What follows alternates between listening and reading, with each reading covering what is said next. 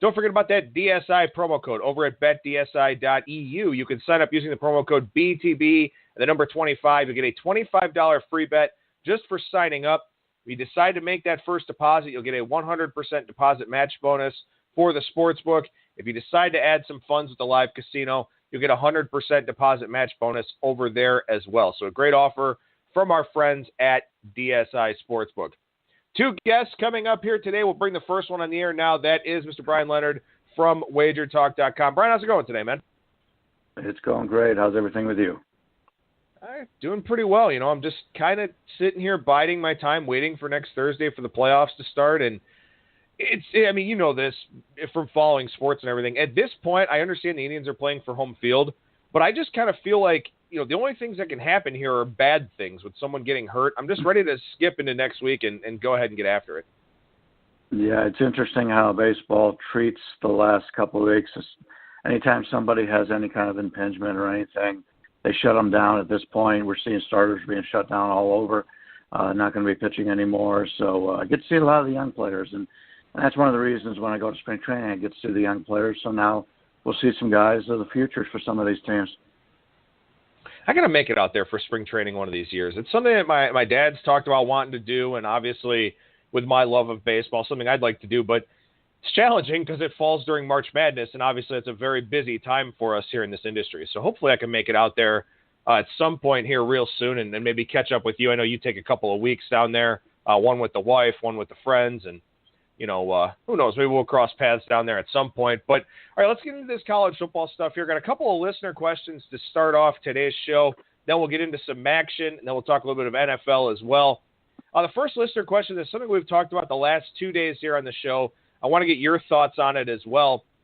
Listener at Down in the Dog talking about how we focus on trying to get the best line. That's something that we talk about a lot here on the show.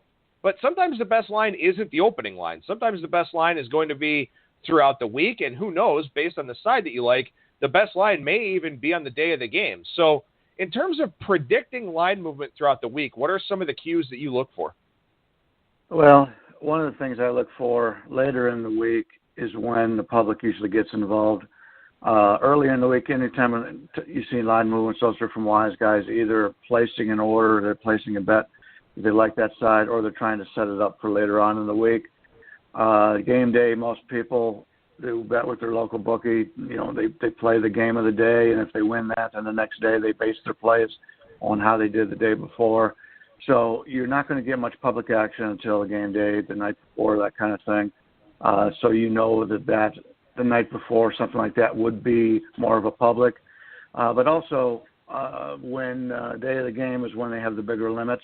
So sometimes you'll see the lines move like crazy on day of the game betting, especially for for a weekly sport like football. Those are the big guys getting their money down where they'll take a lot more money at that than they will earlier in the week when the lines are softer. It's sort of like a trade-off between the sports book and the handicappers. If you're a big-time bettor, they don't want you going in earlier in the week until they firm up their numbers, and once they get to that on the day of the game, they're feeling pretty good what the right number is on that game, so they're willing to take more money. Also is certain key handicappers in the industry release on certain days. I know Edward Golden, he's had a lot of success in the past. He has certain days where he plays his totals, and you'll see the totals move. Dr. Bob has done the same thing. He's had a nice reputation in the industry. So he usually comes out on Thursdays. I think Edwards is on Tuesdays. So if you can start to realize when the lines move, if you see some lines getting blacked out, just mark down what day and what time it was. So if you're looking to play a game and this guy the line always seems to move against you on like a Thursday, chances are Dr. Bob or somebody else who has a nice following is giving out plays on that day. So if you happen to notice that he's on the same side you are, you'll want to get your plays in before he releases and get that best number. A lot of good points there. And again, another part of it too is that just by watching the odds screen, just by looking at where the numbers are moving, not how they're moving, but where they're moving. Is Pinnacle on the move? Is the Greek on the move? Is Matchbook on the move? One of the exchanges that's out there. If a number's moving at Bovada, that's really something where you kind of look at it and go, okay, this doesn't surprise me. It's going to be a very public move. But if you start seeing a sharp side moving at a place like Bovada or even somewhere like Five Dimes, which is, there are some sharper guys over there. There's a lot of public players that play over there as well. Understand the context of the sports book, too, as you're looking at the odds screen, because that can give you some pretty good indicators in terms of, not just which sides are going to move, but possibly how far the numbers are going to go. Yeah, I'm not sure Bovada's doing anything with the sharps. I don't know of anybody who's able to get an account over there. But, for example, and it doesn't always work out. I mean, even the best guys in the country are only going to hit 50, 56, 57% winners. So don't get your hopes up that you've got some magic formula when you see something like this. But on Monday Night Football, Pinnacle, which to me is the sharpest book in the world, which unfortunately isn't available to U.S. customers, but it is an indicator book, and they had Dallas, most places had 3 minus 110, something in that range. They had Dallas 3 plus 105, which what we call is a stopper, which means they want people to play Dallas. They don't want to take any more money on Arizona. So they were willing to not only, instead of making it a 110 that you would play anywhere else, they're going to give you a nickel for playing it. So you get Dallas plus 105. So if you're looking to play Dallas, the only place in the world, if you have those accounts, you'd want to play that is Pinnacle. Now, it turned out after the game started and you could tell that Atlanta could not run the football, it was a pretty easy handicap. And I actually bet Dallas in the second half in that game. So while I gave my clients Arizona at halftime of that game, I realized that they could not run the football, and the passing game they were just becoming too one-dimensional. And without Johnson, it's just a huge blow for Arizona. So, and it worked out pretty well. And that's one of the keys of handicapping second halves is you're able to watch that first half and see what a team could do or could not do. And even though Arizona got off to that great start, I believe Palmer was 11 for 11 his first 11 passes. It got to the point where Dallas settled down and they cut off some of those passing routes, and everything that Arizona threw the rest of the night was short, which is why Fitzgerald had such a monster day. He's their short pass receiver. So it played out the way it should have been, and Dallas wins that game, and it was a nice, easy victory for people playing second halves by watching the first half.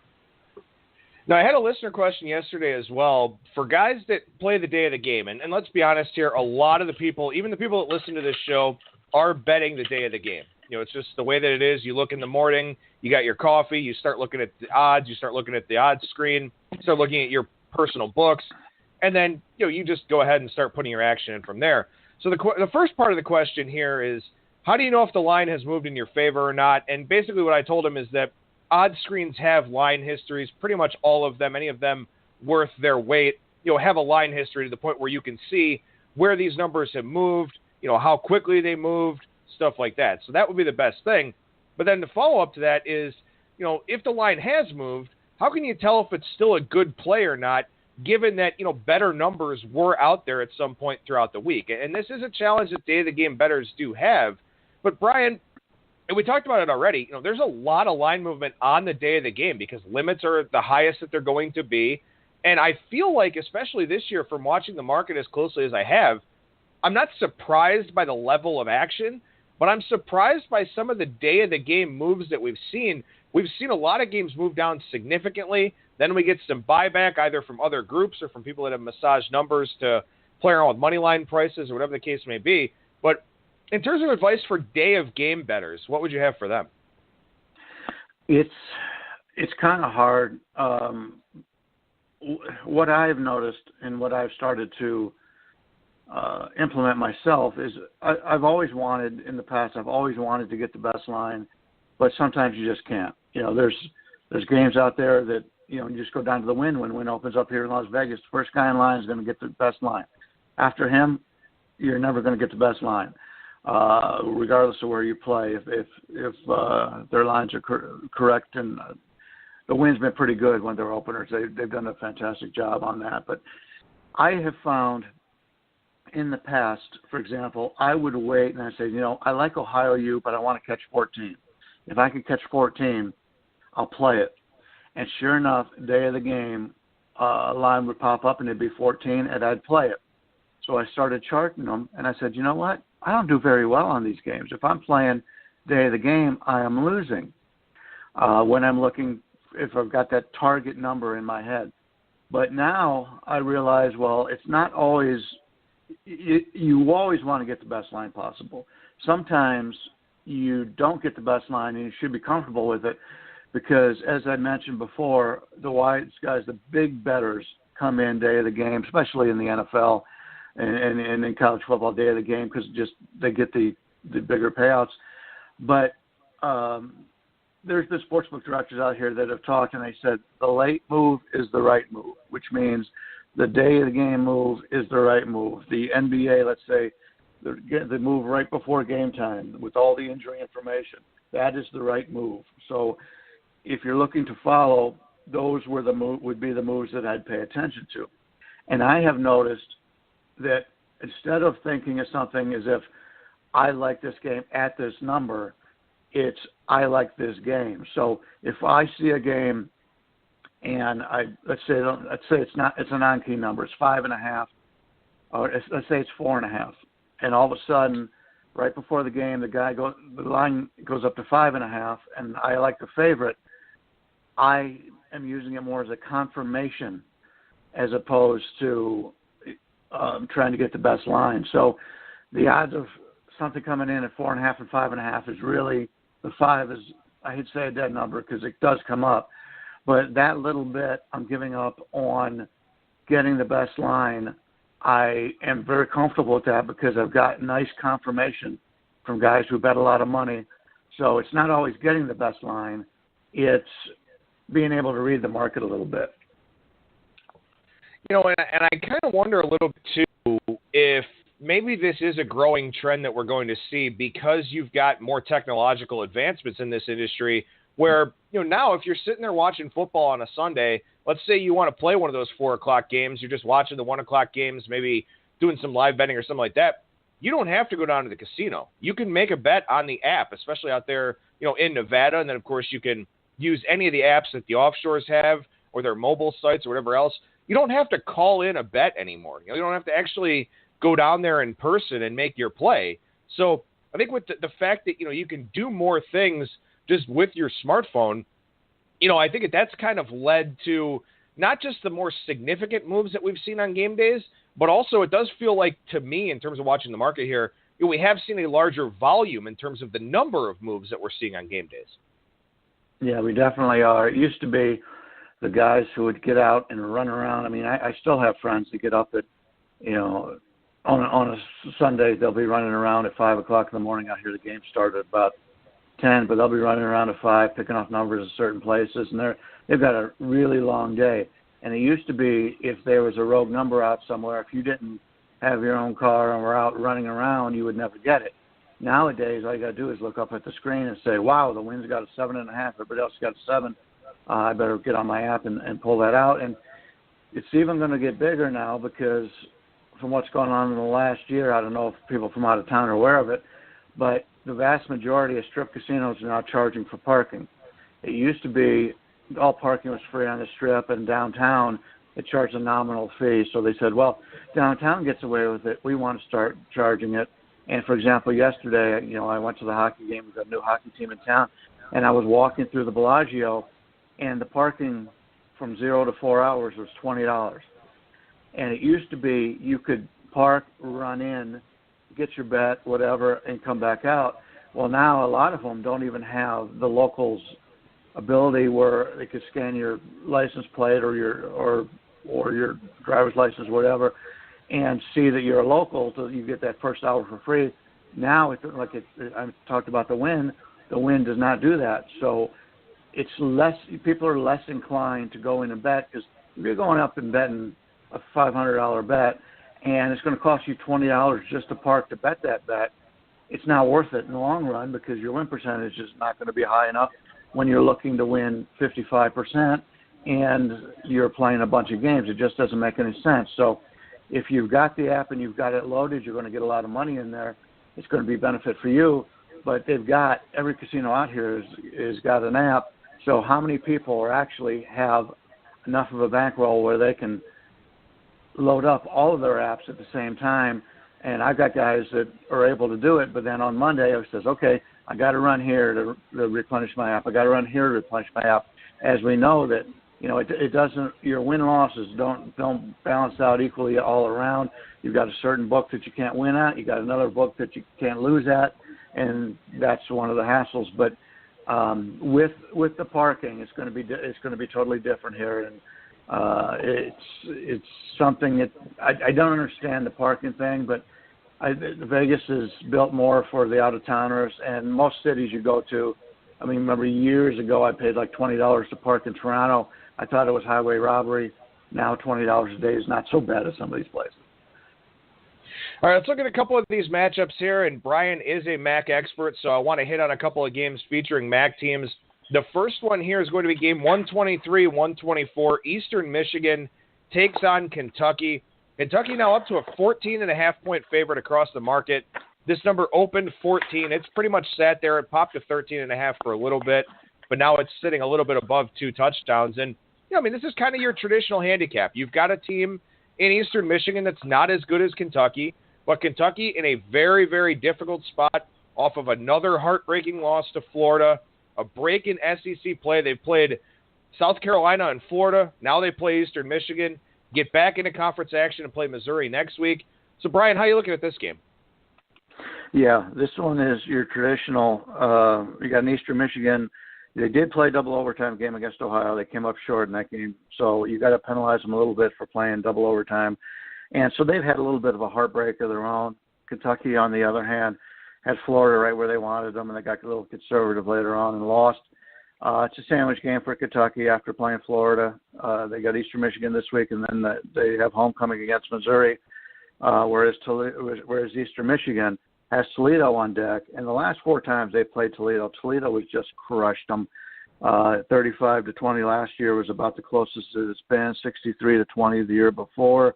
It's just a situation where Eastern Michigan against Toledo, they really want payback against Toledo. So you're never going to overlook a game against an SEC opponent, but you got to keep in mind this is a paycheck game for the MAC school, and I really think, like Eastern Michigan went to Rutgers earlier this year and they beat Rutgers. I think teams around these same states that the MAC is in, your Big Tens and those kind of schools, Conference USA possibly, but most of those schools are players who wanted to go to Michigan. They wanted to go to these other schools, and they didn't get in. So I think it means more for a directional Michigan school, something like that, to play the schools closer to them. So I'm not sure how they would get overly excited with an SEC school. But then again, Kentucky is the closest SEC school to that area.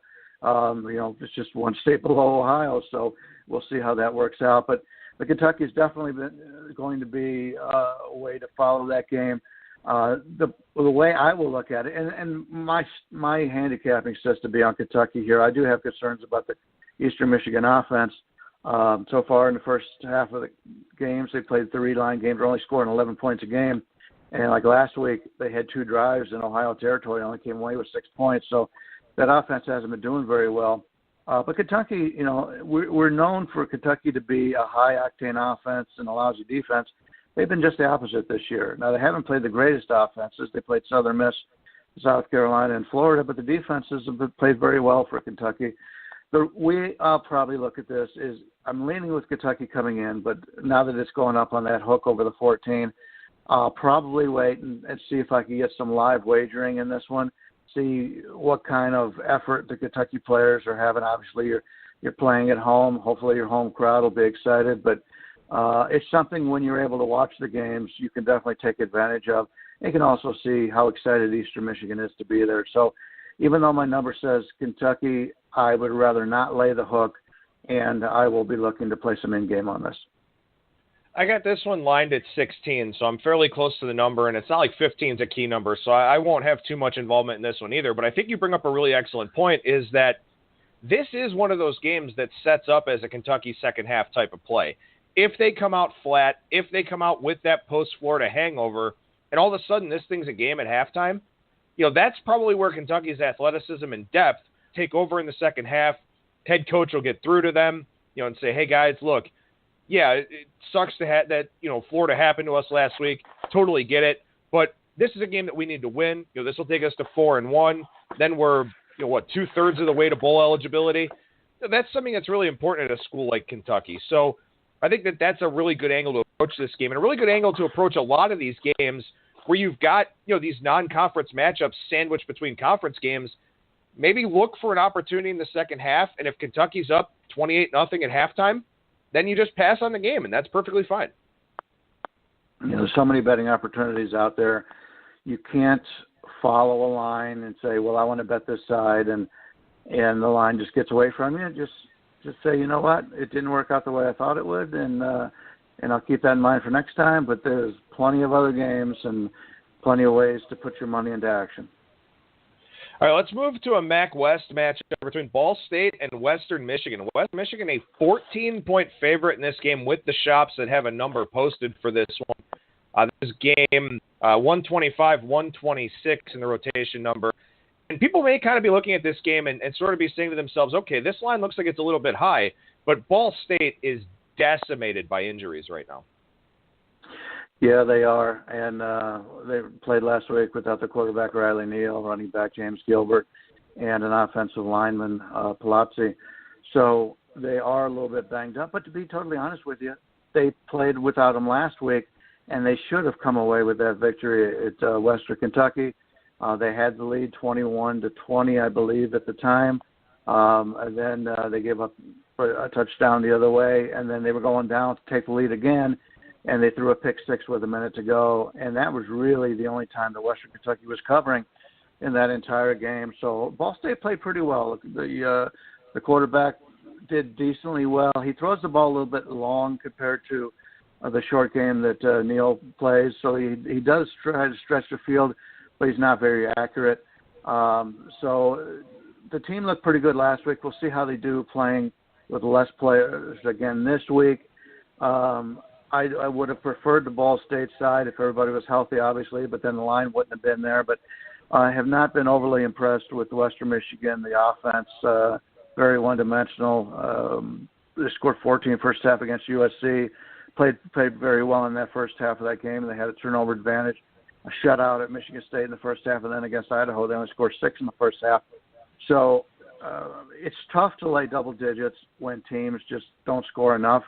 And that's what we've had out of Western Michigan. They have done a little bit better in the second half. A lot of that may be disinterest from the team that's leading. I don't know. But normally I would be on Ball State here, but with all the injuries, once again, it's one of those games where, hey, you don't have to play it. There's other games on the board. Now, this is one of those games here. You've got a spread of 14. The total opened 57.5, and it's come all the way down to 54 now. And that makes a lot of sense because Ball State, obviously missing some significant pieces on offense.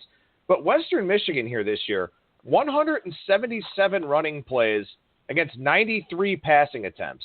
And their pass game is not strong now. They lost Zach Terrell, who was a 4-year starter at quarterback, lost Corey Davis, a first-round wide receiver to the NFL. They lost Daniel Braverman a couple of years ago, who was also a very good wide receiver. So when you look at it in that context, total coming down, double-digit number, game where it looks like we're going to see Western Michigan run the football a ton. Does that, sort of pique your interest a little bit? Yeah, it definitely does when you're taking a double-digit dog. Anytime there's less time on the clock, and we've talked about, I believe this is one of the things we talked about last week about adjusting your numbers based on the totals. When you have a team that is the double-digit favorite is going to run, they have to be overpowering. They have to be an Alabama type of team that's going to just be physically stronger than you are to be able to just stretch that game out, and as the game goes on, they just wear you down. Not sure this Western Michigan team has that ability, and without the good passing game, it's going to be tough for them to expand on that spread. So if Ball State can play, I hate to say this, turnover-free football, because if anybody plays turnover-free football, their chances are they're going to cover the spread. But if they can keep the ball and not try to do too much with it, they can cover this game in a low-scoring game. Last thing I'll ask you about from a college football standpoint, and then we'll flip over to the NFL here for a few minutes. Have you found that the college football market is starting to get tighter? I mean, we've got 3 or 4 games worth of data points from most of the teams here in college football. Is the market getting tighter in your estimation? Well, I don't know if the market's getting tighter. I think the power ratings that everybody starts the season with starts to get tighter because you're obviously moving, and we've talked about this in the past, about how to move your power ratings. You're starting to realize that anytime you get more data points, you're able to realize to make your numbers stronger. Other than maybe a Baylor at this point, who still has a lot of flexibility because they've looked really good for a half, or even for the full game last week against Oklahoma. But was that Oklahoma overlooking them? You're still not sure on some of them, but there are some teams that you definitely know this is not the same team that we had looked at before the season started, whether it be injuries or just bad play. There's certain teams, I have friends that say, this team is on my list. Well, what that means is this team is not a team I'm looking to bet on. Well, while most guys will say that, it's very hard not to do that because you got a team like UTEP this week, and my number still says to play UTEP. I'm not going to play them because I've gotten burned so often, and I probably got them rated as the worst team in college football at this point. But sometimes the lines maker has to make it so one-sided on the line that there's going to be buyers. That's his job. Is even though it doesn't happen, happens very, very few to 10%, I would guess, where they can get balanced action. He needs to make it so he can get some money on the other side. We saw that a couple of times with Baylor so far. The really bad teams are going to get really good numbers based on your power ratings, and you just have to realize that you just can't play every one of them because you can only downgrade a team so much. You can only upgrade a team so much. And, Alabama, after that game they played last week, I didn't really make an adjustment. I made an adjustment to Vanderbilt more than I did to Alabama. So we'll just have to see how it goes. But, I think your numbers should be more in line now, which some people would say makes the lines tighter. But there's still great handicapping angles to use out there on this card. One last thing from a college sports standpoint, not necessarily about college football. I'm trying to keep up with everything here as we go throughout the show and try to refresh Twitter and all that. And Rick Pitino has been fired as the head coach of Louisville. This isn't a big surprise. I mean, this is a program that's had a lot of scandals over the last couple of years. Louisville's AD, Tom Jurich, also getting fired here. That's kind of earth-shattering news, huh? There's going to be a lot of that coming. I spoke to some guys yesterday at the Tuesday meeting that have spoken to David Purdom and some of the other guys that are covering this, and they said there's going to be a lot of movement coming up because of that. And it's not a surprise. I told you a story about I had an Indiana guy. He was one of the trainers for Indiana Hoosiers, and he wanted to trade me information. This was 3 decades ago on Indiana Hoosier basketball. He says, I can tell you what kind of injuries they have and all. And I told him, I said, well, the problem is you're at Indiana, and even though your starters are very good, your backups, this is back, Bobby Knight and all, your backups are still really good players. It's not like you're playing a team that's a marginal team, like somebody we talked Ball State in football, let's talk Ball State in basketball. The Ball State is not going to have as many elite players on that team because they're just not that good. So when an elite player goes down on a team like that, it's going to mean a lot. It's sort of like your Sun Belt teams in football. If you got 3 or 4 really good players, if those players are hurt, it means a whole lot different than it does for Alabama. So, but that stuff's been going on for years, and it doesn't surprise me at all. It's just everything's coming to a head all at once. Yeah, I mean, that is the big thing. None of it surprises me. And we all know that it goes on, and it goes on at a lot of different schools.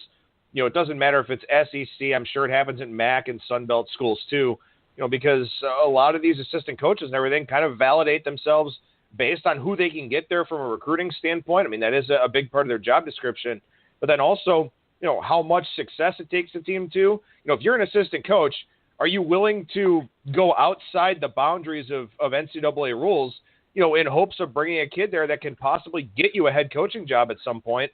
There's a lot of people willing to make that trade-off and willing to walk that line. And, hey, if you get caught doing it in NCAA, you obviously screwed up somewhere because there's a lot of it going on that isn't getting caught. But anyway, that'll be something we talk about as college basketball season does wind up getting a little bit closer here, and probably something we'll talk about with Wes Reynolds coming up here in our second segment today. But let's move over to the NFL side of things here. And something I talked about earlier in the week here is that, it's kind of hard to believe, but after this week is done, the vast majority, 30 of the 32 teams in the NFL, will have already played 25% of their season. So when we talk about sample size for Major League Baseball, it's much different than it is for the NFL or, the NHL, something like that. So we've got 3 data points already. We're going to add a 4th one here for a lot of teams this week. Any of your preseason thoughts confirmed? Any of your preseason thoughts disproved? Fade teams, follow teams, just a general overview of the NFL thus far, Brian. Well, before we get to that, I just wanted to touch on your data points. We do have three in this week, 4. Keep in mind, Baltimore in that game against Jacksonville, you might as well just throw that game out. It was clear that Baltimore did not really prepare for that game. I don't think they wanted to be there. They didn't even visit the stadium until day of the game. So it was clear, I did not watch that because it was up at 6 o'clock in the morning my time. But keep in mind, when you've got an outlier of that magnitude, don't include that in your regular stats, because then you're going to all of a sudden think Jacksonville's a team that's going to the Super Bowl after a 44-7 win, and it's going to overblow all your stats. And then Baltimore, we loved Baltimore's defense coming into the season, and obviously they did not play well against Jacksonville. So if you treat it that way, all of a sudden you're going to lose out some bets on Baltimore. So keep that in mind. But there are certain teams that they are who we thought they are. I am a little bit surprised that Oakland's offense hasn't really gotten on track. They've got the same guys that they've had in the past. And the offense just has not done anything. In fact, that Sunday night game against Arizona, the second half, I bet that game under because it was clear that Oakland could not get a pass off. They were getting sacked on every possession. So that's really been a surprise on Oakland. Kansas City, we thought were going to be good. I'm not sure they're as good as what they've looked so far. New England is somewhat a surprise because many people were talking pretty crazily that they were going to go undefeated on the season.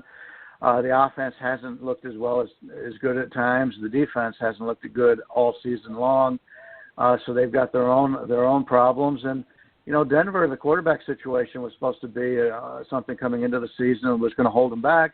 But they've actually played pretty well, and the Broncos are one of the more complete teams in the NFL this year. And just to be clear, you were talking about Oakland and Washington there in that Sunday night game, not Arizona, just so our listeners were kind of wondering where you were getting at there. No, it's fine, but that is an excellent point, is that, Oakland is one of those teams coming into the year that a lot of people expected some regression from, because from a Pythagorean win-loss standpoint last year, they did very well in games where they were outgained. So people were kind of looking at them and saying, okay, they weren't really a 12-4 team. They're a good team, but we probably will see a little bit of regression. First 2 weeks, they actually looked pretty decent. I mean, of course, they did play the Jets in one of those games. That's not hard to look good against the Jets. But then we saw that game last week, and it's one of those where you look at Oakland and say, okay, we expected them to regress.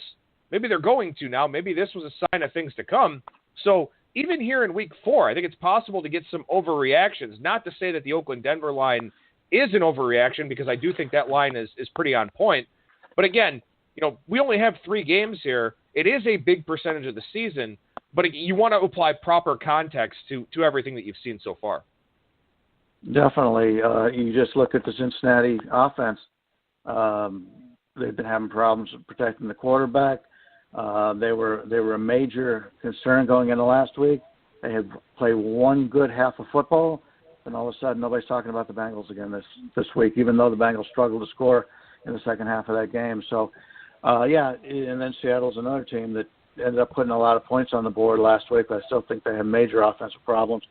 But one game, once you get a quality team that plays one game and they do what you thought they were going to do coming into the season, people tend to, okay, they're back. Well, they're not all the way back, and there's certain reasons why some of those teams scored points, whether it be defense, whether it be field position, broken plays, that kind of thing. So you're going to have to look into it a little bit longer and harder to see if there was any turnaround.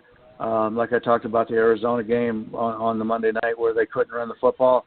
That is something that's going to continue. They're going to have to bring in some more running backs because the ones they have now are just not up to par. And if they don't do that, then it's going to be a lost season for the Cardinals because they have had some injuries. And obviously Carson Palmer, he's an old guy. He's a statue back there. He's going to get sacked a lot. So their season is riding on the brink now after they lost that game Monday night.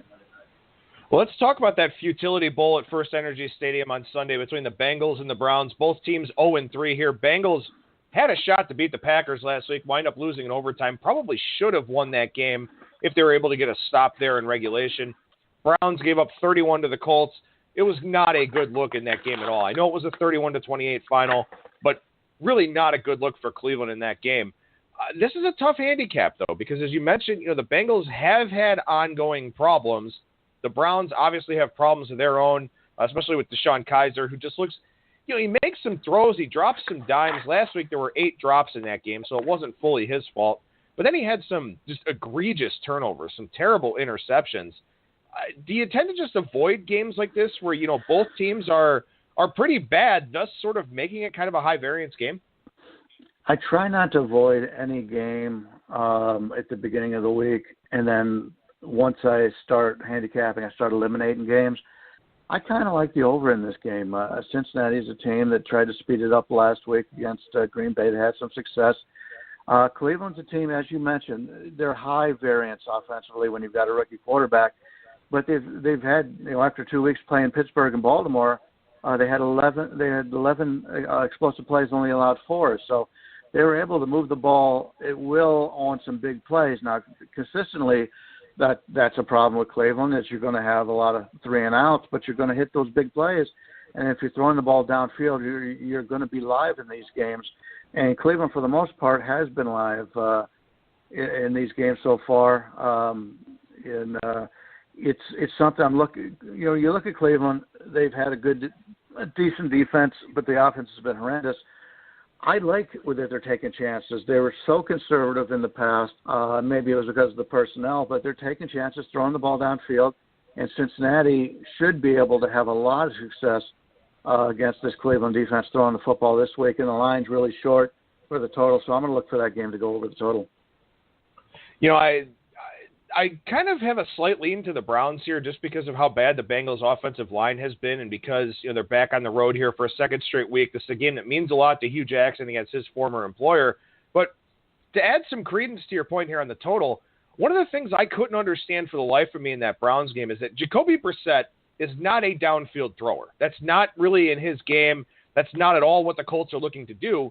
And yet Greg Williams' defense has the safeties playing 20 to 25 yards off the line of scrimmage. And for the life of me, I couldn't figure it out. I was watching the game with a buddy of mine that actually works for the Browns, and we were discussing it, and we just couldn't figure it out. And when I look at the Bengals here, Andy Dalton's not really a downfield thrower. The offensive line doesn't give him enough time to throw. I don't know if the Browns are going to adjust and bring those safeties closer to the line, because if they don't, you've got a guy like Joe Mixon that can get out in the open field. You've got a guy like A.J. Green that's big enough to come across the middle of the field and make some tough catches. So I think Cincinnati does move the football here in this game, largely from a schematic standpoint, because unless the Browns are in the backfield very quickly, they just don't have much help in the middle, and they're so worried about over the top that they're going to give up a lot of these short passes, which is what the Bengals want to do on offense. Well, even though Brissett hasn't thrown long, he does have a strong arm. There's been a lot of talk about his arm strength. So what they are going to be able to throw it short, they will be able to hit A.J. Green if they decide to do that. I'm not a fantasy player, but A.J. Green would be one of the players I'd be looking for if I was in that. Every game is a little bit different, the way you game plan.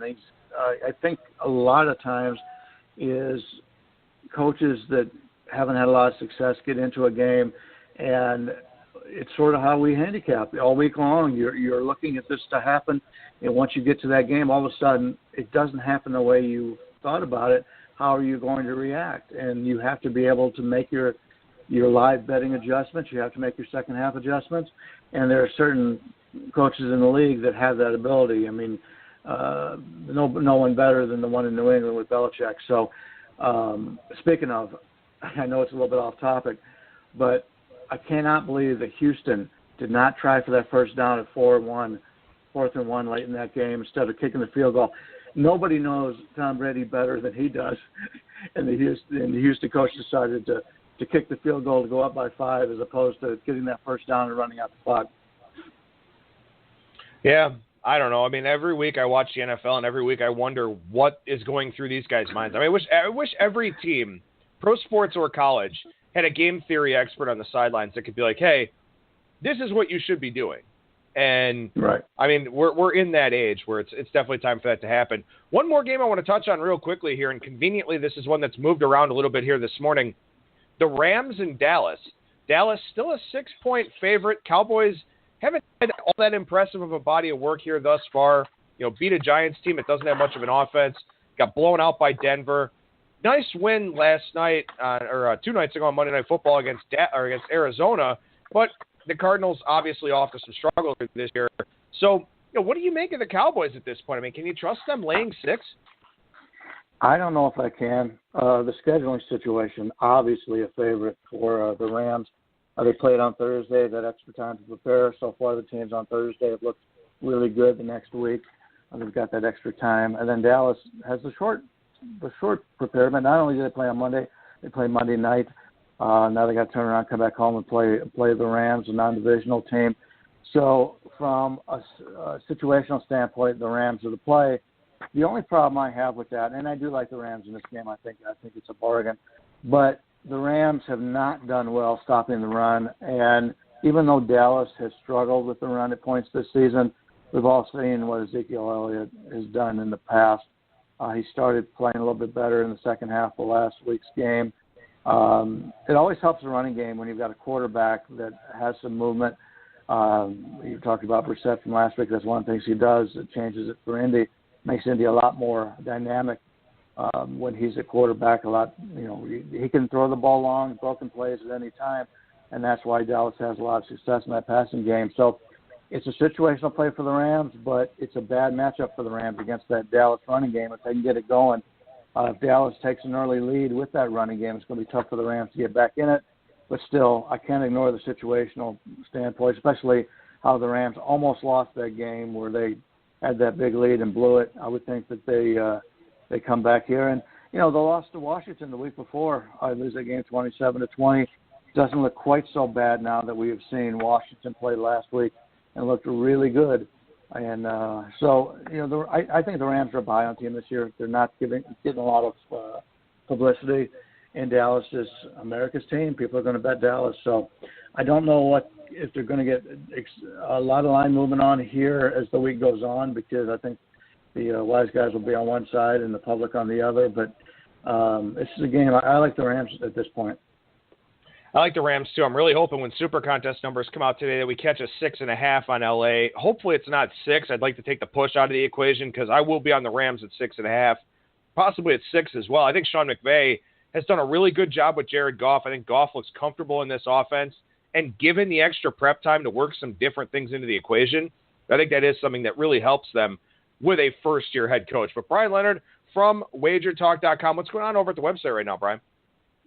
Well, last weekend we gave out our second half bets, and unfortunately I won Friday, won Monday, didn't count either one of them, Thursday, Monday, something like that.